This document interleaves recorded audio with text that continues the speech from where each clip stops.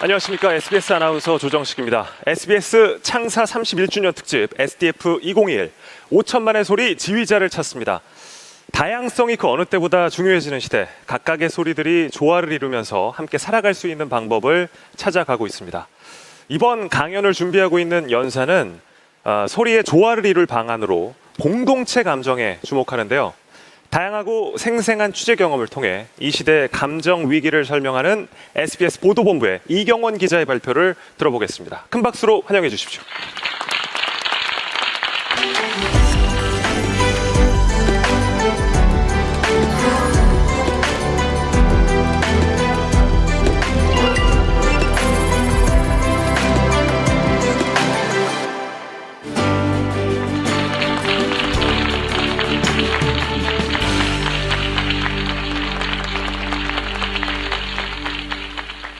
네, 반갑습니다. SBS 이경원 기자입니다.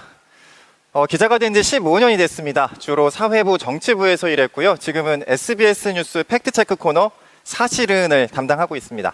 팩트체크 다들 아시죠? 요즘 허위 정보가 워낙 많잖아요. 떠도는 정보들이 사실인지 아닌지 검증하는 일입니다. 정치 성향, 개인적 가치관 이런 부분들, 특히 감정 확 빼버리고 정확한 통계 데이터에 근거해서 사실을 확인하고 있습니다. 당연히 감정이 개입돼서는 안 되죠. 그런데 역설적이게도 오늘 제가 하고 싶은 얘기는 감정에 대한 이야기입니다. 결론부터 말씀드리면 저는 우리 공동체가 감정 위기에 직면하고 있다고 진단합니다. 우리 시대는 격한 진영 갈등, 특정 집단에 대한 증오심으로 충만합니다. 왜 이렇게 서로 미워하고 그래? 같이 사랑하자. 이렇게 쿨하게 뭉갤 단계가 지난 것 같습니다. 나아가 이런 감정 위기는 우리 시대 민주주의의 위기의 징후라고 생각합니다. 오늘 SBS 포럼은 5천만의 지휘자를 찾는 노정을 밟고 있습니다. 적대적 감정이 거센 우리 시대, 포럼의 용어를 차용하자면 5천만의 소리 가운데 들리지 않은 목소리, 나아가 들으려 하지 않은 목소리가 많아지고 있다는 말이기도 합니다. 자연히 SDF 노정의 첫 단추가 우리 공동체의 감정을 읽어내는 작업이어야 함을 깨닫습니다. 저는 기자가 공동체 감정 유통의 최전선에서 복무하고 있다고 믿습니다. 기자는 텍스트를 통해 대중을 흥분시키고 때로는 절망하게 만듭니다. 지금의 감정 위기는 기자의 성찰과 언론사가 돌아가는 방식에 대한 반성 없이는 설명이 어려울 수도 있습니다. 그렇게 기자인 제가 나선 이유입니다. 자, 여기서 잠깐 포럼 참가자분들한테 여쭤볼 게 있습니다. 간이 설문조사를 해보려고 합니다. 뒤에서 자세히 설명하겠지만 저는 우리 공동체 감정 위기의 중심에는 거세지고 있는 혐오 감정이 있다고 진단합니다. 그러면 거세지는 혐오, 굳이 하나만 고른다면 누구의 책임이 가장 크다고 보시는지요? 정치인, 언론인, 학계, 지식인, 유튜버, 일반 대중, 기타까지 보기는 총 6가지로 정했습니다. 지금 선택해 주세요. 결과가 나오면 함께 고민해 보려고 하는데 시간이 얼마 없습니다. 자, 발표 이어가겠습니다. 저는 혐오 담론이 본격적으로 공론화된 계기가 2010년대 초반 혐오 커뮤니티인 일간베스트 일베라고 보고 있습니다. 2014년 당시 취재 경험 하나가 떠오르네요. 당시 일베는 문제적 커뮤니티였습니다. 여성, 이주민, 심지어 참사 유족을 향한 혐오 표현이 가득했습니다. 일베 회원을 섭외해서 인터뷰하면서 생각을 들어본 적이 있는데 솔직히 공감할 수 있는 부분이 없었습니다. 일베 혐오 표현이 수위를 넘었다. 대책이 필요하다. 뻔하게 기사를 썼습니다. 일베는 지금 예전만 못하죠. 뉴스에도 별로 안 나옵니다. 쇠락했다는 평가가 나왔습니다. 기자들이 일베의 심각성을 많이 보도했는데 언론이 제 역할을 했구나 싶었습니다. 그런데 정말 그럴까요? 지금 우리는 굳이 일베에 들어가지 않고도 SNS와 포털 댓글에서도 과거 일베에서나 볼 수 있었던 거친 표현들을 쉽게 목격할 수 있습니다. 팩트체크 기자들 사이에서는요, 소수자 혐오 이슈가 아이템 노다지라고 말해요. 워낙 허위 정보가 많기 때문입니다. 하지만 기사 쓰고 나면 늘 욕을 먹습니다. 가장 힘 빠지는 반응은 이런 겁니다. 그래서 어쩌라고? 내가 싫다는데 기자 너가 뭔데? 저는 우리 공동체가 혐오 표현에 꽤 면역이 됐다고 진단합니다. 좀 과장을 보태면요, 더는 일베라는 공간이 필요하지 않게 됐을 뿐 일베의 정서가 보편적 정서가 되고 있는지도 모른다는 생각까지 듭니다. 포털 공간에 혐오 댓글을 달아도 괜찮은 세상이 됐습니다. 굳이 일베를 찾아가서 숨어서 혐오 표현을 할 필요가 없어요. 2016년 말 촛불을 생각하면 좀 의아합니다. 촛불은 대한민국 공동체 민주주의의 화양연화였지만 역설적이게도 타자에 대한 적개심, 증오심은 더욱 되레 거세졌습니다. 기자로서 자기 고백을 하자면요. 저는 요즘 힘센 권력자보다 대중의 적대감이 더 신경 쓰입니다. 대중의 감정에 거슬리는 기사를 썼다가 제 신상이 털릴 수 있다는 공포도 안고 살아요. 젠더나 이주민 기사가 대표적입니다. 또 이런 이유 때문에 저는 SNS를 하지 않습니다. 과거 정치 권력, 경제 권력처럼 사람들의 감정 역시 기사의 방향에 영향을 미치고 있습니다. 감정 권력이라는 말이 어색하게 다가오지 않는 이유입니다. 말씀드린 대로 저는 공동체 감정 위기의 중심에 혐오라는 감정이 있다고 믿습니다. 저는 최근에 낸 책 감정 민주화에서 혐오의 주된 메커니즘을 기피와 위계라고 적었습니다. 타자가 나보다 도덕적으로 위계적 열의에 있다는 무의식, 따라서 가까이 있으면 내가 오염될 수 있다는 불안감, 결국 대상을 멀리 떨어뜨리고 싶은 감정적 격리 조치와 같다고 봤습니다. 달리 말하면 존재의 발언, 존재의 행동을 비판하거나 부정하는 게 아니라 존재 그 자체를 부정하게 만드는 정서에 가깝습니다. 무슬림은 테러리스트고 이주민 노동자는 잠재적 범죄자고 동성애자는 변태 선욕자라는 식으로 존재를 쉽게 일반화할 수 있습니다. 그렇게 타자는 존재만으로 유죄가 됩니다. 그런데 기피와 위계를 위시한 혐오 감정은 단순히 참 나쁜 감정이라서가 아니라 우리가 믿고 있는 민주주의 시스템에 결함을 만들어낼 수 있다는 점에서 심각성이 있습니다. 2016년 국회를 출입했을 때 이야기입니다. 당시 제가 출입하는 정당에 이주민 출신 국회의원이 있었어요. 임기 내내 많은 공격을 받았습니다. 생각해보면 별말도 아니었는데 의원의 말 한마디 한마디가 늘 도마 위에 올랐습니다. 임기가 끝나갈 즈음에 소회를 듣고 싶어가지고 인터뷰 요청을 했는데 의원실에서 거절과 함께 이런 답변을 했습니다. 기자님 의도는 잘 알겠지만 죄송합니다. 말만 하면 욕을 먹을 수밖에 없는 처지니까요. 말을 하면 욕을 먹을 수밖에 없는 처지라. 혐오받는 이들에게는 공적인 해명의 공간조차 또 다른 혐오를 만들어낼 수 있다는 두려움이 있었습니다. 이건 단순히 인간적인 안타까움의 문제만은 아닙니다. 공론장의 기본이 되는 물리적 소통마저 단절되는 현실, 이것을 운유하는 것 같았습니다. 민주주의 공론장은 신뢰와 소통을 통해서 조용될 수 있었죠. 그렇게 다양한 의견이 나왔고 이를 제도적으로 조율하며 진보했습니다. 우리는 이를 다원주의라고 불렀습니다. 민주주의는 다원주의의 거울상입니다. 혐오가 거세지는 공동체는 소통과 공론장이라는 민주주의의 중요한 지지대 하나를 위태롭게 만듭니다. 다원주의가 퇴색된다는 건 민주주의 그 자체의 내생적 결함을 만들 수 있습니다. 이런 예를 들어볼게요. 2016년 미국 대선 당시입니다. 후보였던 도널드 트럼프 수십조 원을 들여서 멕시코인의 유입을 막는 거대한 멕시코 장벽을 세우겠다고 공약했어요. 길이가 4,000km입니다. 우리 돈으로 공사 비용이 40조 원이 훌쩍 넘는 걸로 추산됐습니다. 유지 비용까지 더하면 100조 단위가 든다고 하네요. 그런데 벽을 세운다고 미립국이 사라질 리가 없죠. 배 타고 가면 되잖아요. 실질적인 효과를 노린 정책이라기보다 상징적인 격리 조치로 해석하는 게 적절합니다. 하지만 트럼프 지지자들은 이 공약에 환호했고 트럼프를 미국 대통령 자리에 올려놨습니다. 이런 생각을 해봤습니다. 만일 그 돈을 복지에 썼다면 어땠을까? 미국 국민들 입장에서도 그게 더 이익이 되지 않았을까? 그런데 저는 트럼프 지지자들도 이걸 몰랐을 리 없다고 생각합니다. 트럼프 지지자들이 계산기를 잘못 두드려서 그랬다고 생각하지 않아요. 그들 역시 계산기를 두드린 결과 트럼프를 지지하는 게 낫다라고 봤습니다. 방식이 다른 계산기였을 뿐입니다. 예산의 효과를 정밀히 계산하는 이성적인 계산기가 아니라 타자의 유입으로 공동체의 정체성이 훼손될 수 있다는 우려, 혹은 혹시라도 이 때문에 우리의 삶이 변할 수 있다는 공포, 이거를 중요한 변수로 상정한 감정 계산기였습니다. 트럼프의 공약은 구석으로 내몰린 구성원들, 그들이 느끼는 감정 위기를 환각시키는 꽤 매력적인 대안으로 다가왔던 겁니다. 즉 혐오는 나의 권리, 나의 실질적 이익을 성취하는 것보다 타자의 권리를 배제하는 걸 우선순위로 만들 수 있습니다. 그리고 이건 우려가 아니라 현상입니다. 그런데 저는 이들을 일컬어서 구석으로 내몰린 사람들이라고 표현했습니다. 구석으로 내몰린 사람들이 타자 혐오에 더 예민하게 반응한다는 뜻이기도 합니다. 사실 혐오는 오래된 감정입니다. 우리는 우리와 타자를 구분짓는 데 익숙합니다. 제 아무리 관용을 강조하는 민주주의 공동체라도 그랬습니다. 다만 문제가 도드라지지 않았을 뿐입니다. 우리 시대는 이 다름의 문제를 도드라지게 만드는 이상 환경에 노출되어 있습니다. 이미 세계 경제는 양적으로 성장할 만큼 성장했죠. 미국의 경제학자 로버트 고든은 미국 역사상 처음으로 젊은 세대의 생활 수준이 부모 세대보다 못한 시대가 시작됐다고 했습니다. 나눠 가질 파이가 줄어드는 시대, 당장 자원을 덜 선점한 청년 세대는 불안하고 두렵습니다. 한국에서는 이런 불안과 두려움이 다른 감정 양식으로 표출됐어요. 호황을 누렸던 기성세대에 대한 반감, 그리고 젠더 문제입니다. 이런 상황에서 세계화의 이름으로 타자의 유입은 더 많아지고 있습니다. 정체성이 섞이기 시작했습니다. 우리는 이를 다문화 시대라고 부릅니다.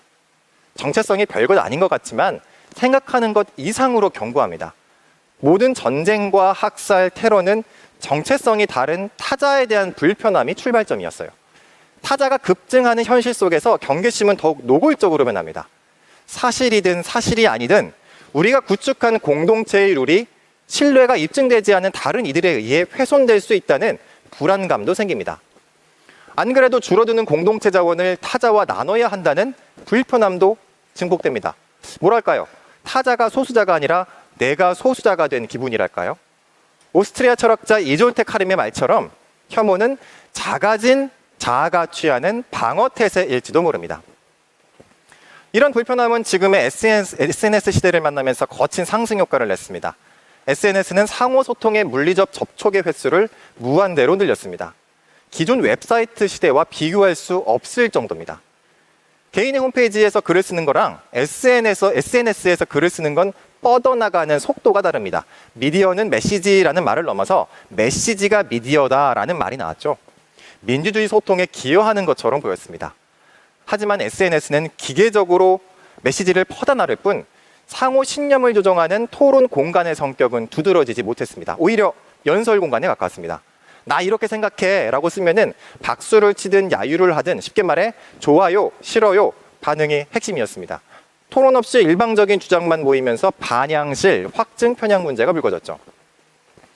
우리를 흥분시키는 텍스트는 폭증했고 혐오 텍스트는 어떤 글보다 빠른 전염력을 가졌습니다. 지금 이 포럼을 보고 계신 분들이 어떤 분인지 상상해 볼게요. 일단 우리 사회에 대한 고민이 많은 분들 혹은 한창 일할 시간대 이 포럼을 보고 계시니까 어느 정도 시간적 여유도 있을 것 같습니다. 어쨌든 이른바 지식인 계층이라고 규정해도 괜찮을 것 같아요. 사건 기자 시절 경험을 말하려고 이 얘기를 꺼냈습니다. 당시 경기 안산 쪽 공단에 불이 나서 취재를 나간 적이 있는데 현장 취재 중에 작업복을 입고 있는 청년 한 명이 저한테 다가오더니 이런 말을 했어요. 기자님, 불법 체류자 취재 안 하세요?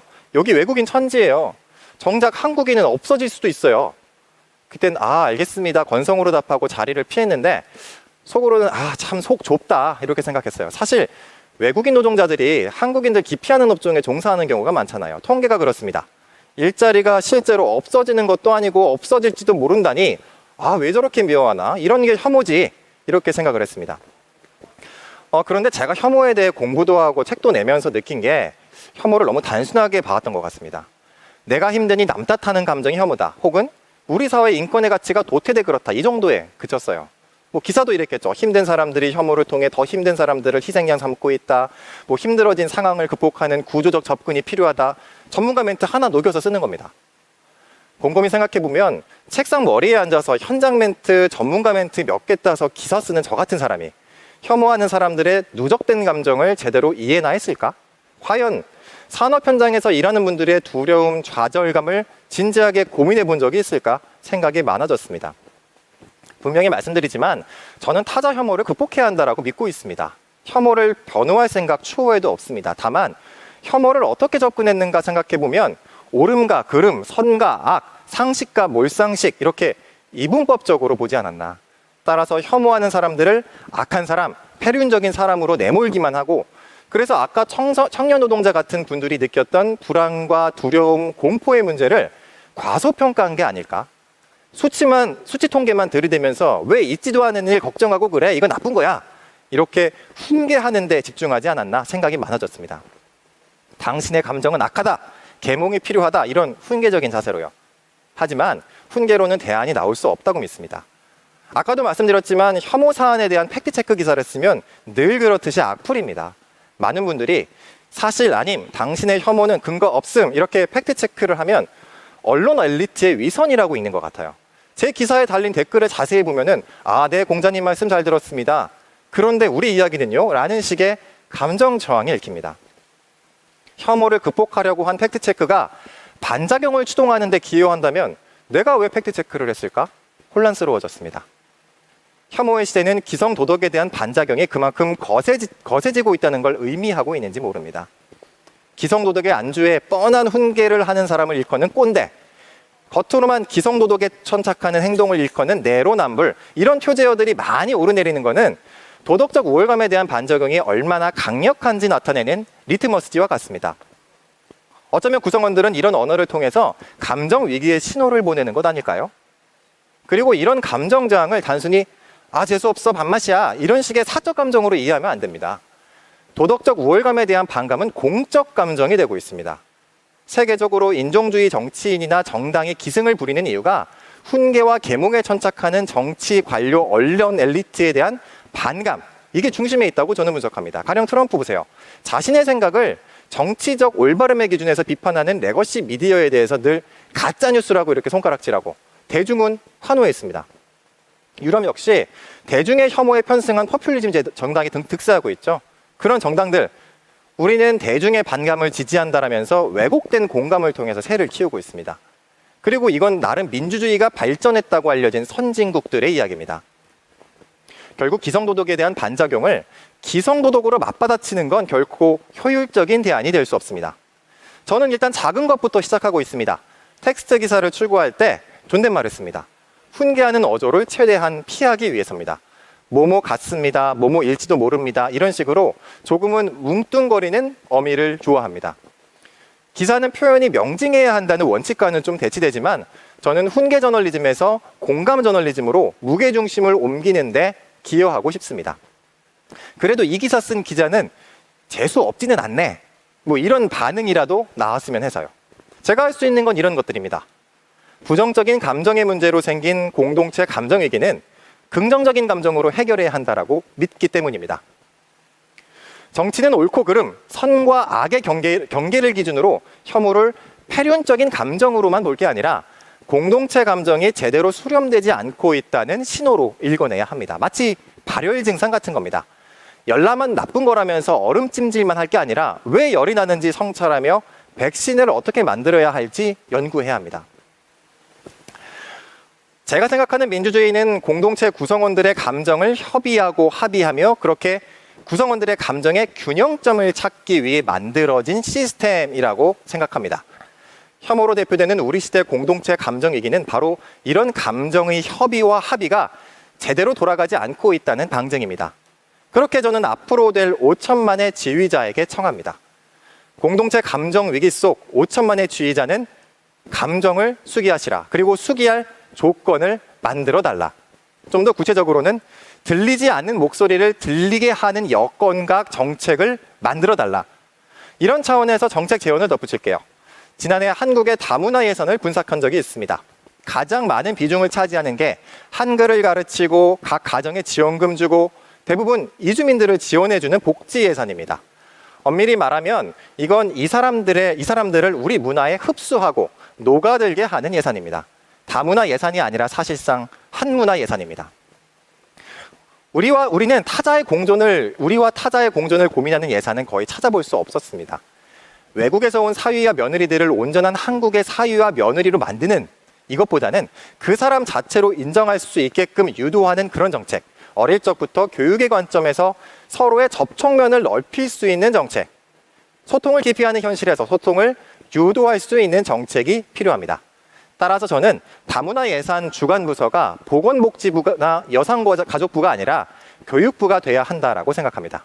그렇게 한 걸음 한 걸음 걸어가야 한다라고 생각합니다. 초반에 했던 간이 설문조사 결과가 나왔다고 합니다. 한번 보실까요? 공동체 혐오 감정 누구에게 가장 책임이 있나? 정치인 25%, 언론인 41%, 학계 지식인 2%, 유튜버 9%, 대중 21%, 언론인이 가장 높게 나왔네요. 저도 많이 반성해야 될 것 같습니다. 그런데 사실 제가 이 조사를 통해서 말씀드리고 싶은 거는 뭐였냐면은 누구 때문이다 뭐 이런 식으로 책임 소지를 따지려는 게 아니었습니다. 저는 우리 시대 감정 위기, 혐오는 사실 우리 모두의 책임이라는 걸 좀 강조하고 싶었습니다. 타자에 대한 보이지 않는 작은 불편함의 조각들이 모여서 혐오의 벽화를 채워나가고 혐오의 벽화는 다시 우리를 흥분시키면서 증오를 키웁니다. 중간중간 언론, 정치, SNS가 혐오의 연료를 붓죠. 그 극한값, 바로 홀로코스트였습니다. 여러 주체의 미세한 책임들이 모인 까닭에 그만큼 복잡한 문제이고 자연히 공동체 모두의 노력과 고민이 필요함은 당연합니다. 결국 5천만의 지휘자는 공동체 구성원들이 그 노력과 고민을 할 당위를 만들어줘야 됩니다. 그 공간을 만들어줘야 합니다. 2022년 3월에는 우리의 감정이 조금이나마 잘 다듬어지고 잘 숙이된 결과가 나오길 바라겠습니다. 모두 함께 해주셨으면 좋겠습니다. 이상 마치겠습니다. 감사합니다.